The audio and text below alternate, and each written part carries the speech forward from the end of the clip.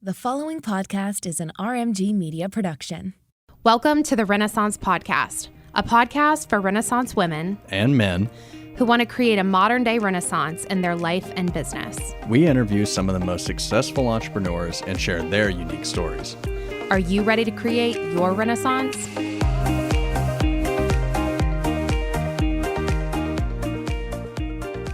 Well, I feel like we're just going to have girlfriend chat. Yes, Everyone's going to get like Sounds good. Unfiltered Sydney Suki time, which we've been doing. The world could use a little more of that. I think right? so. I mean, just two women that are Yes. like you know what? I'm just going to say it. We're crushing it. Yep. Crushing it in PR and social. Yes. Two worlds that collide very often, which we Yes. talk about. Absolutely. You've been in this world for such a long time. You're the first ever guest we've had on twice. I feel really special I'm feeling very VIP. Very Over VIP. here I mean, you were like today. asked back just a few months love later. it. You were here in January, Yeah, I think. You're right. It was Jan, Feb. something like that. Couple It weeks was winter. Before the summit. Yes, you're right. And so we had a little technical difficulty. Yeah. We'll call Which it. happens. Which happens. Yeah. And so Round two. we're back. Suki's back, and I'm so excited because you're one of my favorite people. I'm thrilled to be here. And Thank you. we met over I think social media. I think Instagram. I think Instagram and a client I was working with, I think you're working with now, which is amazing. Congratulations. thank you. Like, I love it.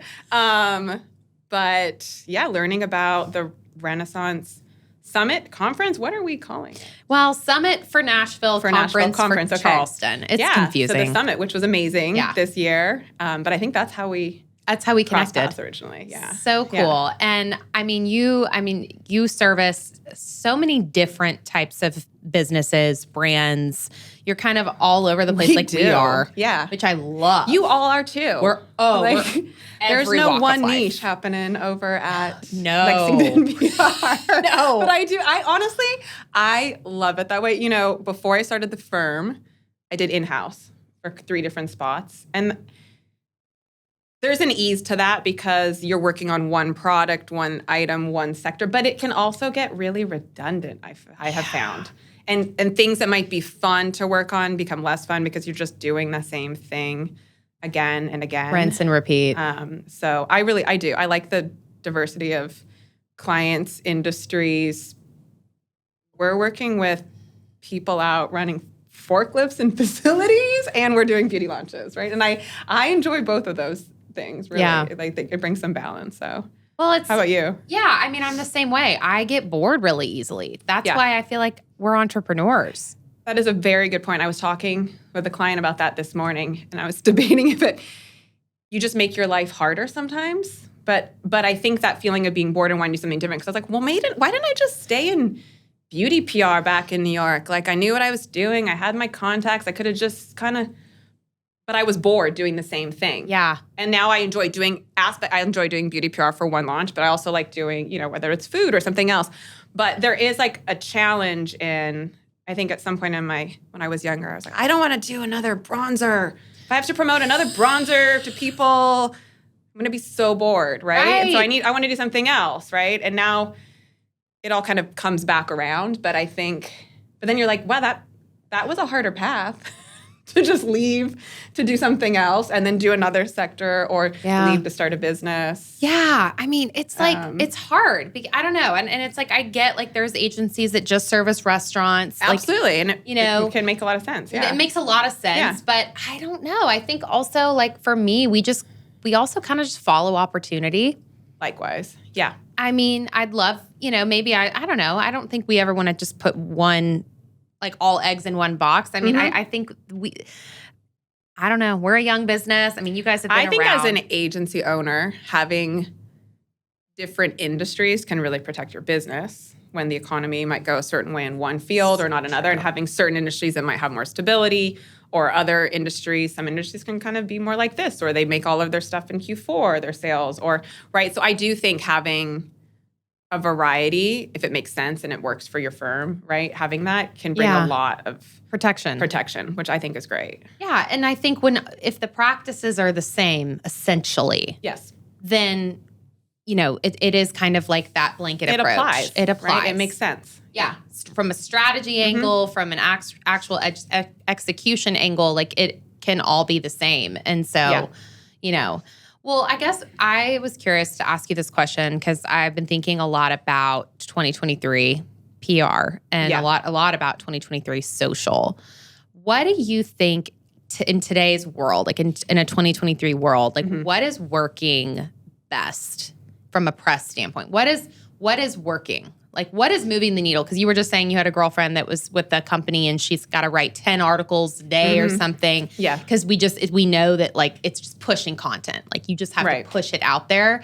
But, like, what is actually working? Is it written media that's working the best? I mean, what do you think? In terms of, I guess, succeeding for client from like a brand standpoint? From a brand standpoint.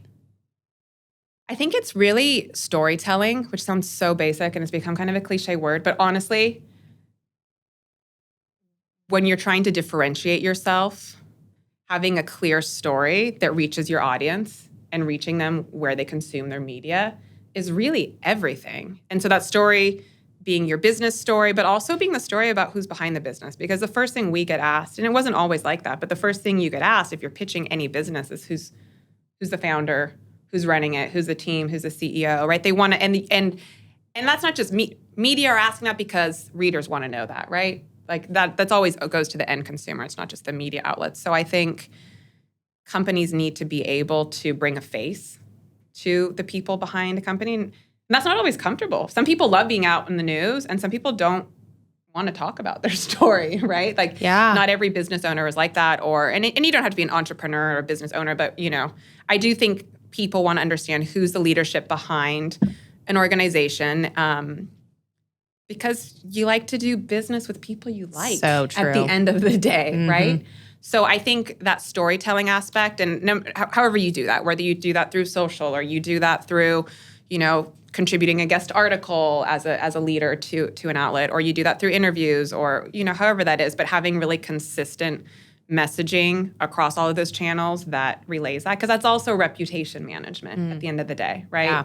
You're gaining credibility, you're gaining trust, you're gaining visibility. People might not know who you are. And then when people Google you, they need to find good stuff. They're going to see your social outlets up there. Hi. They're going to see interviews out there. Hi, right? That is a long-winded response. But I think that's like what we're always aiming to achieve at the end of the day. And the tactics in PR to achieve that have changed a lot over the last decade, right? But I think that's always the end goal, more or less. So what would you say to I'm just thinking because, we service similar clients. If you got landed a product-based company that was like venture capitalist owned or owned by a board, would you suggest like a face of that company for that reason? Or how would you suggest that? Like go around that? I think every company needs to have a spokesperson. I love that. Whomever it is. Ideally, it's a founder figure or it's a head of the business. I think VC firms that invest in your company, they want to see positive PR. They want to see outlets talking about the great things you're doing. It's like having a third party reaffirm publicly that your company's on the right path. And companies that get great visibility tend to get higher valuations down the road. You're whether so right. It's merited or not in some cases. But, sometimes you see those really crazy valuations. It's usually companies that have gotten a lot of fantastic exposure. But there's got to be a spokesperson because people don't relate to the brand, business entities. The business, right? Yeah. They relate to other people. So there's got to be a voice, I think, that whomever that is. I love that. I love that so much because, you're speaking also from a strategic angle. Like, when you're pitching, you got to have a strong angle, and that storytelling angle is a good angle. Yeah, absolutely. I'm sure you all see this. There's so much competition out there no matter what you're doing. People are inundated with messages, with sponsorships at them, with advertisements, with earned media, with all of that, right? We're inundated, and if you want to stand out, you really have to have something interesting to share and unique, and people don't really remember statistics, right? I think statistics support great stories, But people create emotional connections to a story, to a person, to an individual. And there's a lot of studies about how our brains create better anchors, memory anchors, when we emotionally connect to something, right? And whatever that channel is, again, if that's through your social or reading a news article or hearing an interview, we need that emotional connection to be able to sell things to people. Right? Absolutely. Whatever that is. Yeah. I mean, I think about a client we have that owns a really big brewery here in Nashville, and they hate being on social. The owner hates being on social. And we're like, but you're the most likable guy in this part of Nashville, literally. And every time we have posted a picture of you, it does the best. It outperforms anything. Absolutely. I mean, you all the experts on that, but it's like, you'll see sometimes on social a lot of photos that they don't really bring to life. There aren't people in them sometimes, right? It's like a product the business, shot it's a product or this, and that's great, and that is important. But I feel like when you see people and when you do an interview for a company, right, they want a founder photo, they want a team photo, they want to be able to show that organization because that's more relatable a lot of times, right? Yeah, I love that. Yeah. So when it comes to like earned media, can you define what that means for our audience that maybe doesn't understand? Absolutely. So earned media is media that you do not pay a publication to run. So you have less control over that, but it's also highly valuable because nobody has to write a good story about you. Nobody has to take the time to interview you. Nobody has to do any of that, right? They're doing that because an outlet's doing that because they think you have an interesting story, it's newsworthy, and they want to share it with their audience. So that is like an interview you would read with someone. That could be an earned byline that's placed where it's not a paid to place an article on your behalf, right? But at the end of the day, that's kind of your classic. I think that's what a lot of people think of when they think of PR. They think of classic earned media interview. There is a lot of pay for play, hidden, this, that, so it's not always as clear, but earned is your traditional. Right. And like, what about when it comes to like affiliate, like links within articles? So affiliate is typically you'll find that in the product side of things. And there are a lot of media outlets that will not feature product if they're not part of an affiliate program. I would say all of the major publications. Like a Cosmo, when you see like top 10 skincare for summer. It is highly unlikely you will ever achieve getting your product in any of those roundups if you are not on an affiliate program. Most likely it needs to be skim links, which is the one that all of the major outlets use, and you're providing, right, a percentage of the sales for them. But you will still have to pitch your product to those editors because even if you being in that affiliate program still won't obviously guarantee you a spot because all brands are basically in those programs now, and you're also competing against, like if you're not on Amazon, you're competing against a lot of amazing offers that, the big guys like Amazon are providing outlets where, they're giving high percentages or they're giving a percentage off of the entire shopping cart, not just the product that you've sent over. So it is a whole other world of things where there's a financial component, but you're still having to pitch simultaneously. Right. Right. Yeah. So how do you like keep up with the evolution of public relations and media? Because like for us, it's like there's a million like latest social media trends, and like we're really able to like be fed that information constantly of like changes in Instagram, changes in the algorithm, all of that. But like how do you stay? Yeah, that's a good question. And I do think especially over the last 5 years, there's been such a shift, especially with things like affiliate marketing that have become so intertwined with PR. I think really speaking with editors is the best way because they'll let you know what they need. And when you've been in the field a long time and you have contacts, they can let you know what they're dealing with because a lot of editors at publications are dealing with, boards where they can see specifically how many people are clicking the links, what are the sales that were driven, and in some cases have sales goals, even though it's editorial, and that's a big shift from the way the industry was. I mean, that was unheard of, right? Editors used to be just in charge of providing content and creating engaging content, but there's so many analytics now, and advertising has shifted in new ways. So I think speaking with editors to understand what they're having to provide, because in PR, you're always trying to make their life easier. So I think they're really they're your client at the end of the day. Like, just like your brand, your client is your client. I think they're your client because they won't feature your client's products if you're not helping, you're not helpful, right? You have to be, it's a two-way street. Yeah. So, and a lot of editors have actually created Substacks. I think that's definitely a trend I've seen over the last couple years, where you can subscribe to. A lot of freelance writers will have a Substack where they'll share maybe some interesting tidbits for PR people that need to learn more about affiliate marketing, because that's, was a big shift for a lot of agencies to understand. They're doing sessions to help train agencies on, hey, what do editors need in a pitch these days? Or if you're newer in the field. So I think there's a lot of editors proactively offering resources like that too.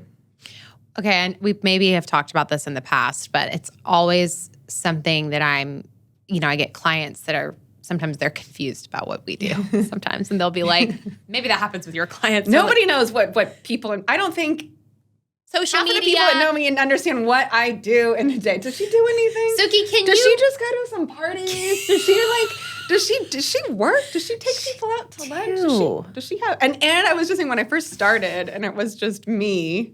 I was more of a consultant. It was like, I don't think she's working. Is she working? I was talking to someone the other day in the early days. Anyway, I'm digressing. And then you start thinking that you have to over communicate to let them know I'm here. No, I'm here. I'm doing things. I'm doing things. How's it going? This is what I'm doing. Here's a screenshot of me working. Exactly. Man, I know. Yeah. Anyway, PR, and social misunderstood. Or not misunderstood. Sometimes just no one understands what you do. Yeah. Literally. Yeah. And then there is that blurred line. So we have clients that are like, ooh, Sydney, we should get a press release out about this. Yeah. And then I'm like, yeah, that could be good. And they're like, can you do that? And I'm like, no. Yeah. But then also I kind of want to eloquently say to them, tell us about the press release. Like, when you have a client that is, doing something major, is that in the strategy? Yes and no. Okay. And yes and no. Press releases can be a great tool to have if you're making an announcement. I would say, like, you have a conference that you're hosting. That makes sense because that is a very clear, specific call of action. You have very clear criteria you need to let people know about: when, where, what, why. And you want to get your brand message out there. You want to control that narrative for how it's talked about, for what it represents. So whether that's an event or it's a product, I think a press release can be very helpful in just gathering all of that information. But, and a big but, is no editor just wants to receive your attached press release, right? That's not going to get you any coverage on its own. If you don't write a good pitch, nobody gives a crap about your release. No one gives a shit. No one gives a shit. Like, they're over it. Honey Badger don't care. That video, if you've ever seen it, no one cares. Don't care. And that's kind of the feeling a lot of the times. Like, most of the time, nobody cares what you're doing. Like, you have to make it interesting, and you have to make it, editors are busy, right? So you need to write a pitch, and in the first sentence, it needs to say why they should care about what you're doing. And you can offer that press release as added information. And sometimes it can make it, provide like, hey, this is something more formal. This is a big thing. We have a press release. I would send it as a link, not an attachment. So that's it can be a tool to help you, but without a great pitch, no one's going to look at the release. It's all about the pitch. Part 2 is, for a lot of announcements, formal announcements, you've raised money, you need to legally announce something formally. There are a lot of cases where putting something on the wire might make sense. There can be some SEO benefit, but wire services work like this. You pay a fee. The service has a specific array of outlets where all press releases are going to get picked up. Not because your release was great or it was bad. It's just going to get picked up by the same group, by the level of wire you pay for, right? And it doesn't create an article. No one gets a wire service release and says, I'm going to write an original article about this. But they will put your exact press release up. Copy and paste.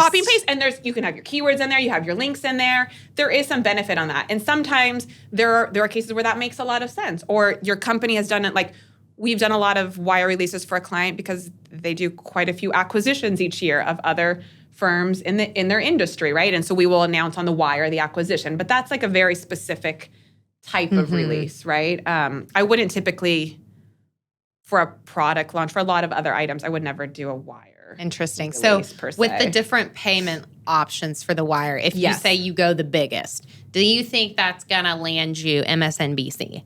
It's going to land you, if MSNBC is on that list, a literal press release in a press release section. It's never going to get you an interview. Featured, anything. Never. Because by the time it goes on the wire, it's old news.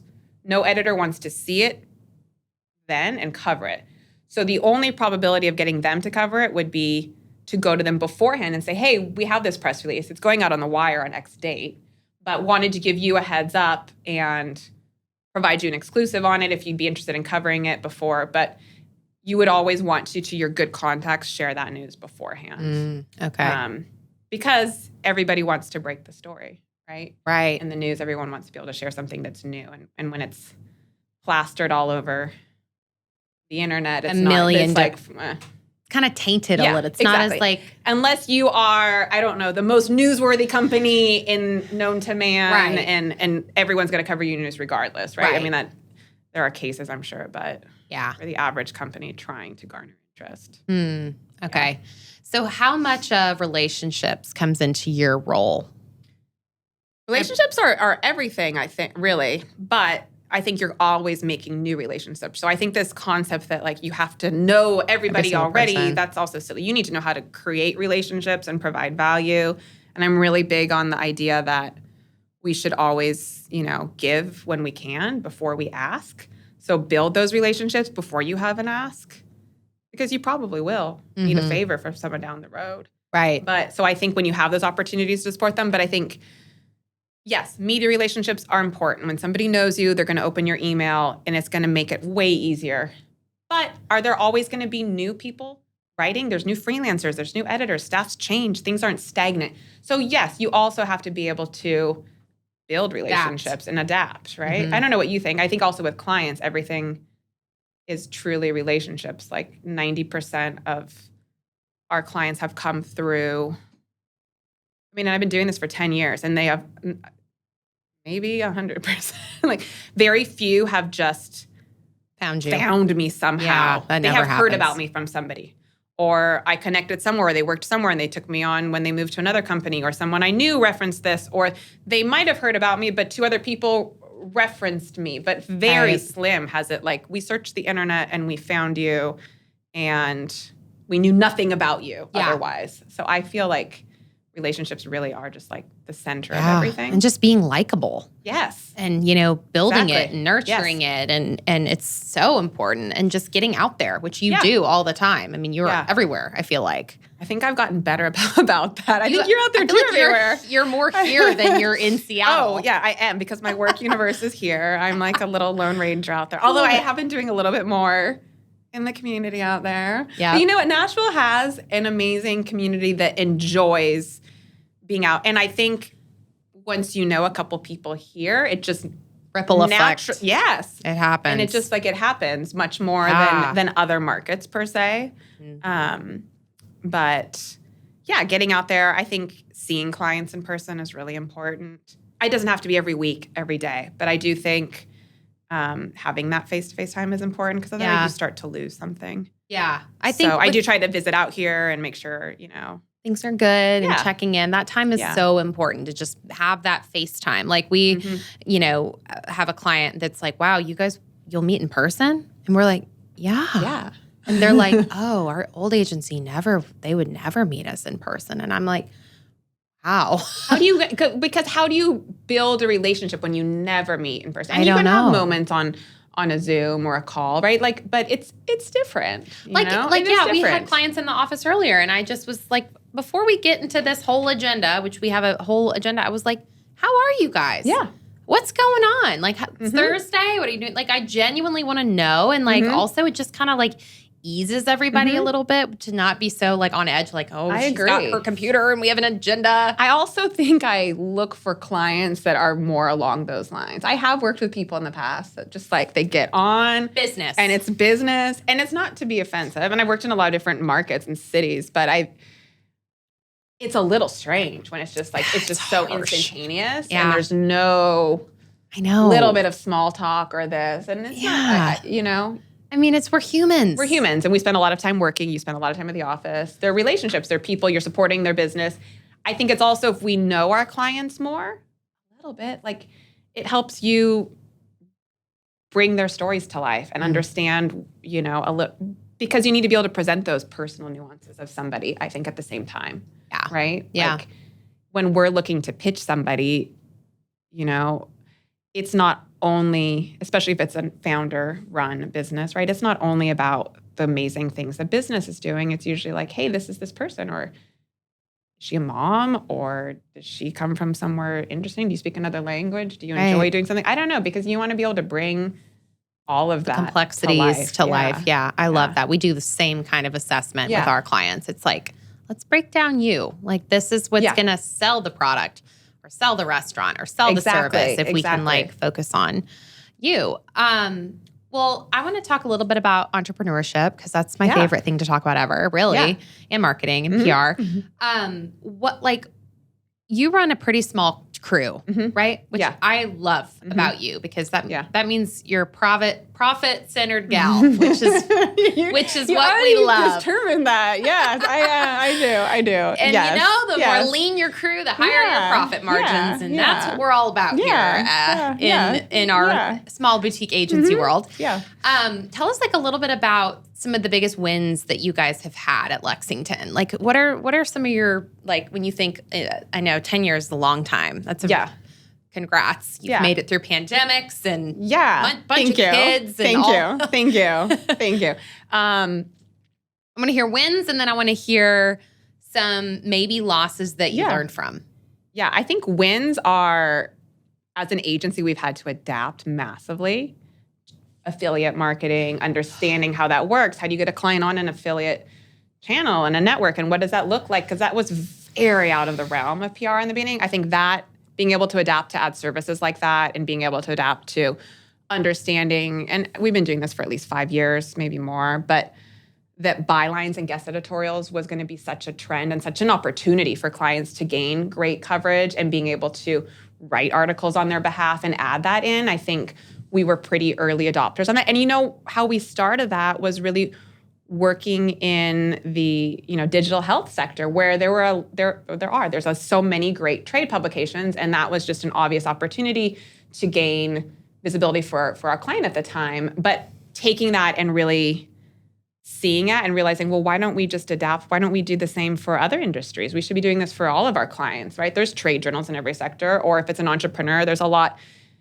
A decade ago, people weren't talking as much about entrepreneurship in the way we do now, or highlighting entrepreneurs or female entrepreneurs. I was just thinking about that. It wasn't really branded in the same way. It wasn't really sexy. It wasn't a thing. It was not. But now there's a lot of opportunities to share your insights for other founders, or if you're a retail brand, how did you get your product on the shelves of mass retailers across the country? And I think that thought leadership is really important, and it's something we've been able to do very well for our clients. We've written and we've placed hundreds of articles. So I'm really proud of that. And I see that really, though, as being able to adapt your services while the market changed a lot. Because I do feel like a lot of PR firms, some that just tried to hold very firm to earned media, they weren't able to get those placements that you were able to before, right? Things became more challenging. Teams were thinner. Companies were paying money for affiliate stuff, and people are like, well, why aren't they picking up my product? Well, you're also not in that network. You could pitch it as great as you want, but you're not going to. So I think I'm proud of being able to make that adaptation. Yep, you got it. Thank you. Other wins, we've been working with Pink Lily for, I don't know, 5 killer brand, 6 years maybe.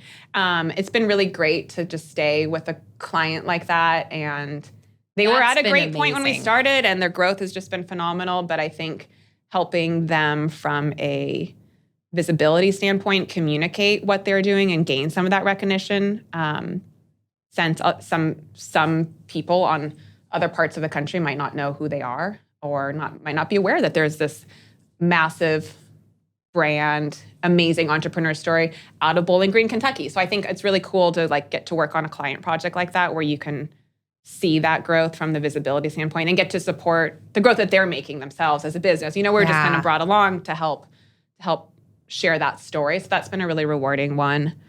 I'm thinking, what was the other? You were saying so maybe some mistakes or challenges. Yeah, you could say mistakes or, I don't like the word I was losses. very apprehensive in the beginning to go and actually to take on sectors that I hadn't had experience in. I was very nervous about that. Me too. Certain sectors, because I was kind of like, well, I started in beauty PR and lifestyle and fashion and food and wellness, and those were all very comfort zone areas. And digital health was the first sector we took on that I had no background in. I had never done anything in healthcare.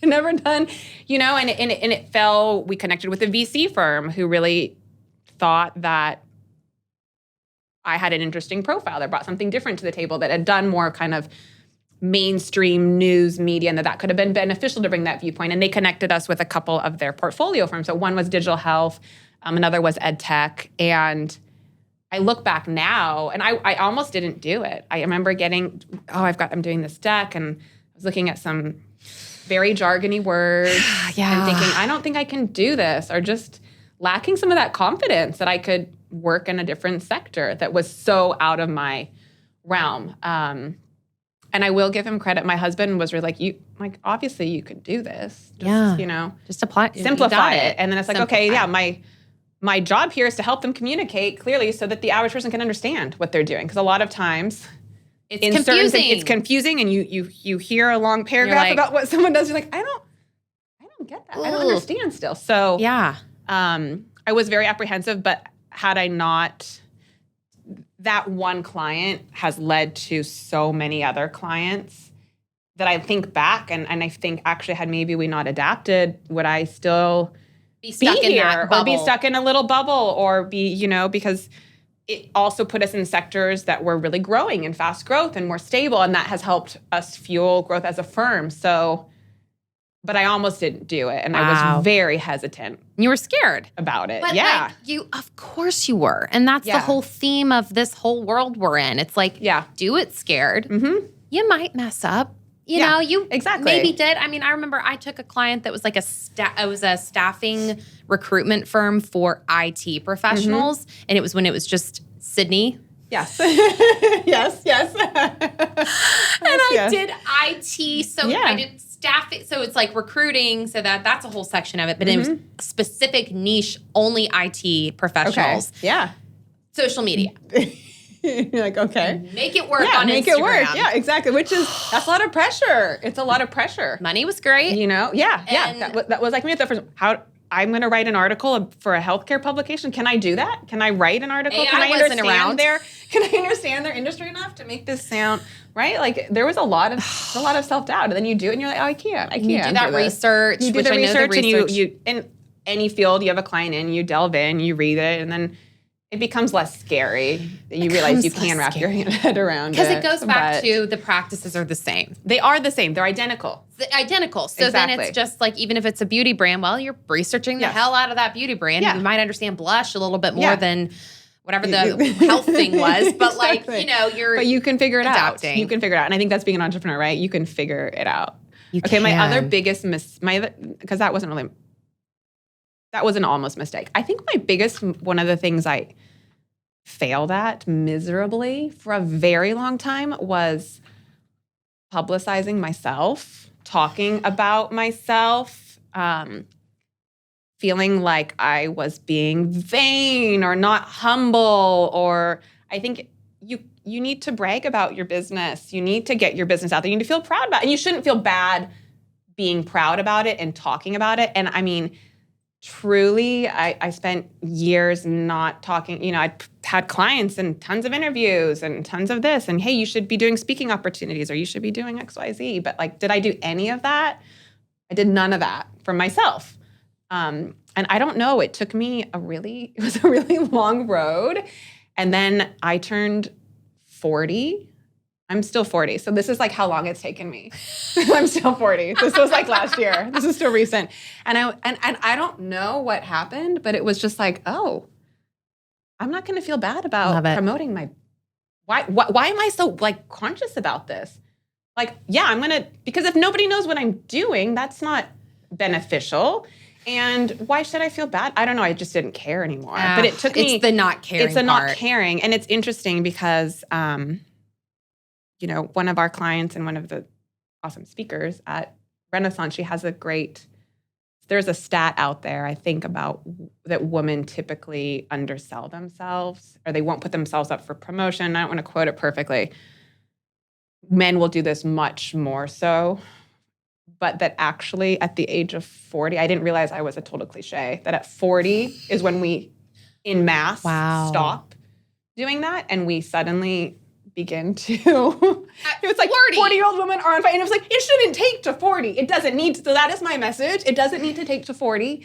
And we should all feel really proud about that. And I think that's part of like supporting other women in business and feeling like, and building each other up. But that's exactly I just feel like, if you brag, you're not being humble and this. And that's just not the world we need. That's not the world we live in, right? Yeah. You need to be able to show what you do, and people need to understand what that is. And so true. Understand who you are. And it's nothing to do with bragging about oneself. Well, no. And it's right? like you talk about the things that you're talking about on this podcast, I know, all day to your clients, right? You are the thought leader in your space. And this is what you're saying to your clients all the time. Yes. We need to position you you as this. We need to do this. We need to message this. We need to craft this. We need to have a clear sentence explaining what you do. But I didn't, I think partly it's such a hustle that, and in the beginning, and until you are able to find a way to support that, or you bring on staff, or you've got freelancers, or you've got a team, however you're doing that, right? You're also just, all that energy is obviously on clients for a long time. Makes total sense. And then it's also just, it's easy to push aside, right? Always, constantly. Yeah. It's like the landscaper has the worst yard. Exactly. It's like always Exactly. that. But I have found the more you do invest in it, it does come back around. the better that it can be. And the more people go, oh, and then they start thinking of you as when something happens, when they think they need someone. That whole thing. But I'm really proud of you. That makes me really happy. At 40, guys, we need. So don't take till 40. But I wonder if the Gen Z generation is different, because they very seem to probably could be very. I think that's very plausible. Out there. I'm an old millennial, I believe. I'm like the tail. You're totally millennial. I didn't even know you were 40. I thought you were 35. So that makes total. Thank you. You look amazing. But yeah, I wouldn't be surprised. That would be great. It would be great. I think there are surely some cultural shifts coming our way. But from before, I guess that was like this. It's ridiculous. I know. It is.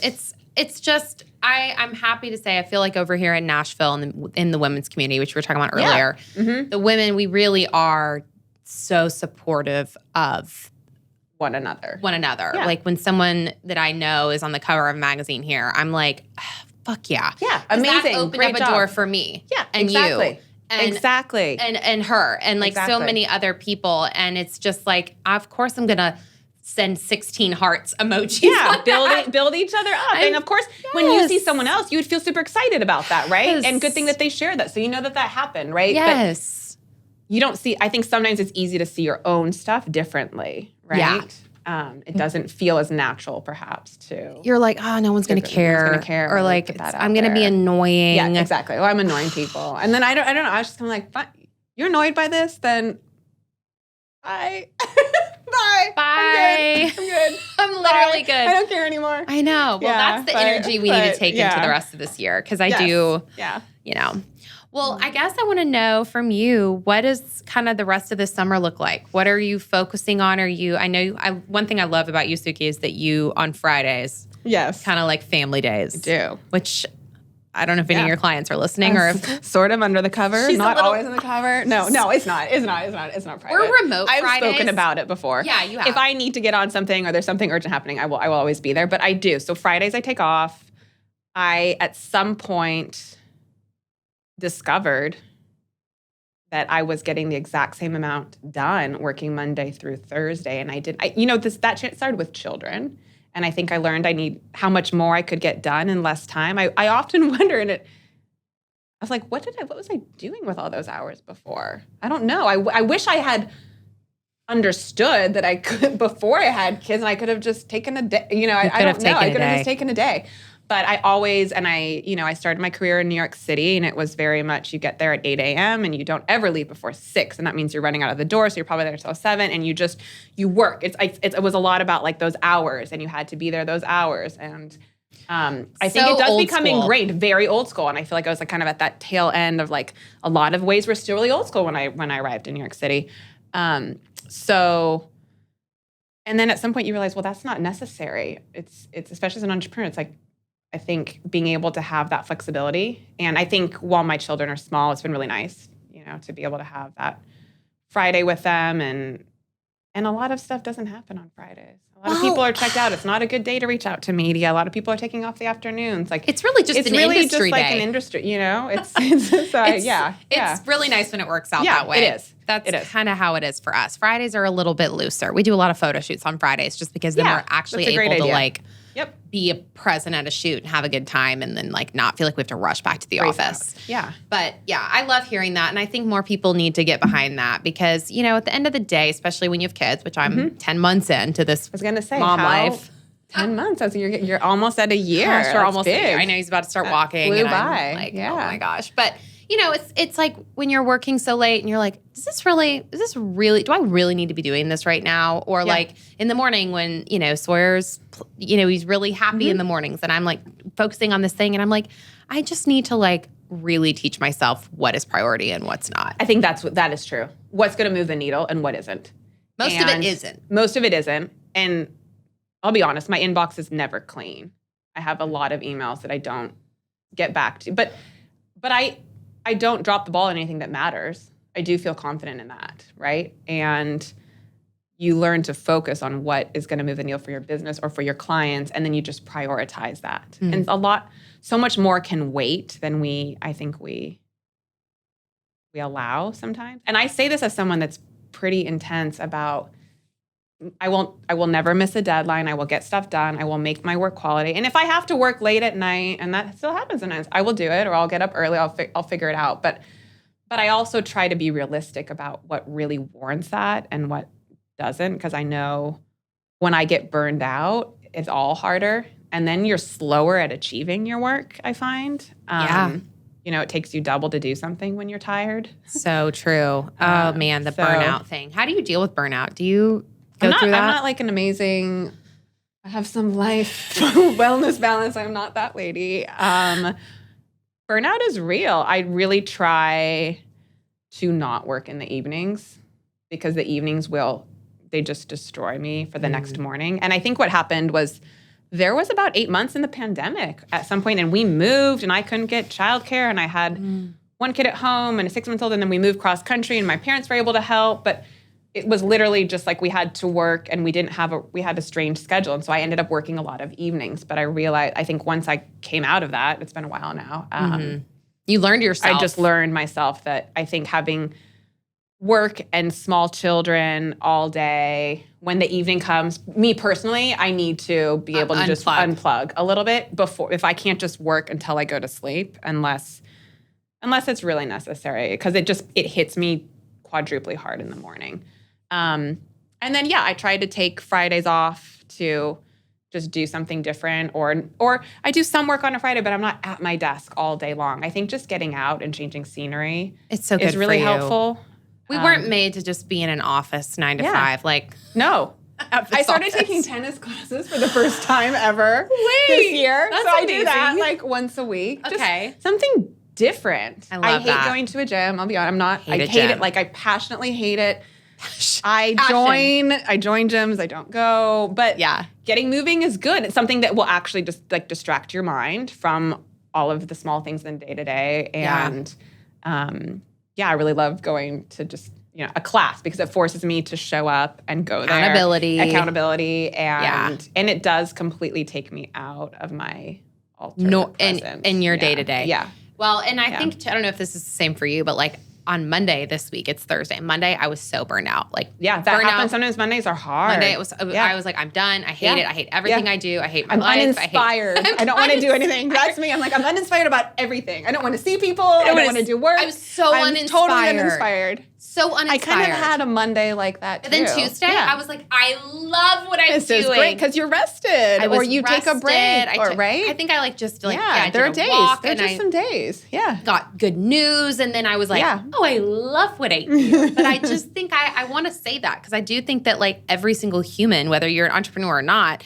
we go through that, and it's so important. And we need to just recognize that is normal. I think. I don't know. Yeah. I mean, I feel the same. I think it was this Monday, and I was just like, oh, I'm tired. Oh, I didn't want to do anything. Flight. I don't want to do any of this stuff I've agreed to do.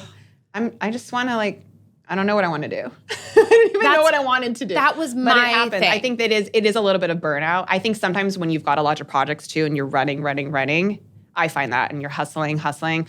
When you get that like little breathing moment at the end, sometimes I find that like keeping that productivity, it's hard a little bit. You need to just pull back a day or have one day that's less productive and then get back at it the next and be, extra productive. I don't know. Do you do anything like for productivity, for time management? Like to like when you like have you have a home office at home? Yeah.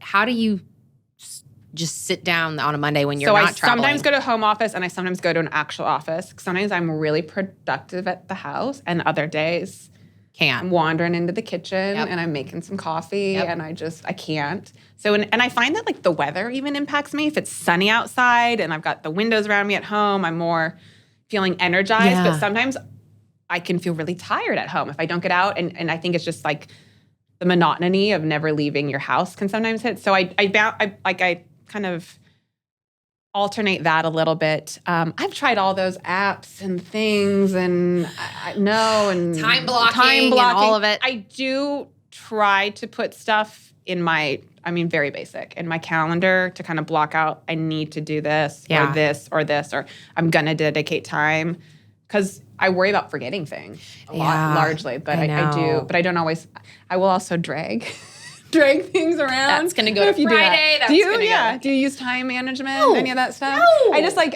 every time I started, I'm like, I'm spending more time on the time management. And like, I just need to I got to get this done. Yeah. And I have to move. And I think it's just a personality thing. It's a personality thing, and I just have like a good memory too, and not a great one because I'm a mom. Yeah. But like I do sometimes just remember, I got to do that, and then of course we've got just to-do lists, to-do lists, and kind of noting it. I'll set like an email reminder sometimes, like okay, you need to do this, or it'll send me. A calendar reminder, that will email me, stuff like that. The important nothing things beyond that. get done when you're a dedicated person. Exactly, because you're checking your email and you're going to see that. And if it's for a client, you're going to make sure it gets done. Exactly. Like the other stuff that doesn't get done, it's usually not important, honestly. Yeah. Like you maybe have it on your to-do list, but then sometimes time. And when you're maximizing hours in a day, I'm sure there are tools that could help you. But if it's not natural to you, I find I don't want to go on a platform and then get an email to that platform. To I know. Like it feels more time consumptive sometimes. Yeah. Yeah. We use Asana, but I don't use it. I've had Asana. I've had Monday.com. It's good to keep track of stuff. Yeah.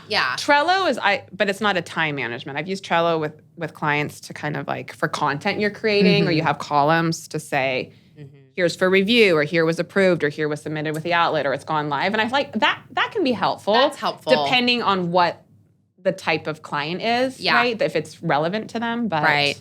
Yeah. I've started and stopped some Monday.com. Nothing against Monday.com accounts a couple of times. I know. Yeah. It's like you said, sometimes it takes longer. Well, I guess as we're wrapping, give us your best entrepreneurial tip for somebody. You've been in the game for a really long time. It's like such a clear question and not an easy question. It's actually not very clear. I mean, no, it's a good question. There's a lot of angles you could take it, but that's kind of what I want. I want to know where your brain goes. I think being confident in yourself, because that confidence will come out in and remembering to always feel confident, because you started whatever you started for a reason, and confidence will help you remember to promote what you're doing and not feel shy about that. It will help you remember when you have a bad day that you can. I think that feeling that, yes, I can do this. Why can't I do this, right? If you really believe in your company and the model makes sense and it's seeing success, like staying when things get tough, I do think that kind of steps back to confidence will keep you plugging ahead. Or when you see other people, right? Or there's other competitors, like look to collaborate with other people. Don't see it as competition, or don't be threatened because someone else is doing something similar. Be confident in what I just think confidence can come out in a lot of different arenas. So I love keeping that. that high is probably Own it. Yeah, own it. Own what you're doing. Own like it. own that I think I needed to hear that because there's so much competition and there's so it's many always people. like that. Exactly. But your business wouldn't exist if you weren't offering something different. And it wouldn't be working if there wasn't something unique about who you are. And of course it's unique because you're unique and every person's unique, right? And your business model is here and it's running for a reason if it's, and I think just feeling confident in that and knowing that even when you don't know things or you don't know a new sector, confidence that, yeah, I can teach myself. I can do this. I can jump in. Because that's just life, whether you're an entrepreneur or not in business. I think I had this vision before I entered the workforce that everybody in the workforce knew what they were doing. And then you get your first job and you're like, oh, nobody knows. Is that like the secret when you're a student? And it's like, nobody knows anything. So true. People still don't know things. Very intelligent. Like, we're all figuring things out. And the world is shifting and business is shifting. And we're always trying to do something different. And right? Like, there's always learning that takes place. But you have to have confidence to just run with it. Present with confidence. I don't know, right? All of that. It's so refreshing what you just said because that's sometimes what's hard about being a CEO. Yeah. Is you're like, oh gosh. Self-judging. They're going to find out. They're going to find out. I don't know shit. What's my plan? And then you work with clients, though. They're great companies. And you're like, oh, you don't know it either. They don't know it either. They're clearly still figuring this out while they go along. And, you realize that, like, that's just, it's all a sham. It's all a sham. It is. And that's the thing, too, is like, someone can speak really eloquently about something, yada, yada, but you're going to have something else to bring to the table. Absolutely. Always. And value. And just own that, have that self-belief. Own that, state it, be proud to share it with the world. Absolutely. Okay, definition of a Renaissance woman. You know I was going to ask you that. Oh, and I forgot about that. I should have prepped a really succinct PR messaged answer. I think a Renaissance woman is a woman that feels good in her own skin. I think so. She feels. We're going to go back to confidence again. I think it's a confident woman.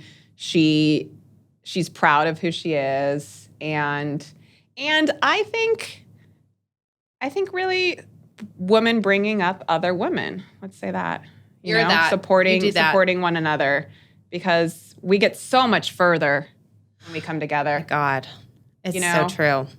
I know. I can't stand the competition thing. I really can't. And doesn't get anyone anywhere. Unfortunately, it's still a thing, though. Like, I still see it. What's the quote? I'm really a pro at getting things half.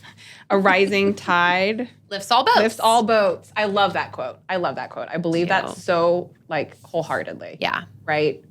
It's also wasted energy trying to bring someone down or trying to compare yourself. It's just it doesn't get you anywhere at the end of the day. And then that's just energy you're wasting on something that's not productive. Yeah. Instead of seeing other women business owners as, people that could help support you. And I think when we support other people, they support us back. It puts out good karma. It's good energy. Yeah. It comes back around. It does. It really does.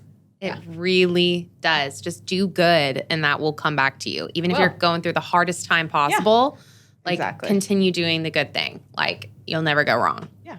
So, Suki. Thanks for having me today. Suki, we'll tell everyone where to find Lexington PR online, where we can look into your services, Instagram, you personally, all of it. Yeah, absolutely. LexingtonPR.com. You can check out our website. We've got lots of great information there on different services and some samples of our work. And you can find us most active on Instagram at LexingtonPR and at Suki Mulberg. Oh, and LinkedIn. I love LinkedIn. I'm always on LinkedIn. LinkedIn is amazing. Same handles there. Cool. Well, thank you so much for coming on the show. Round 2. Thank you. Bye. Bye.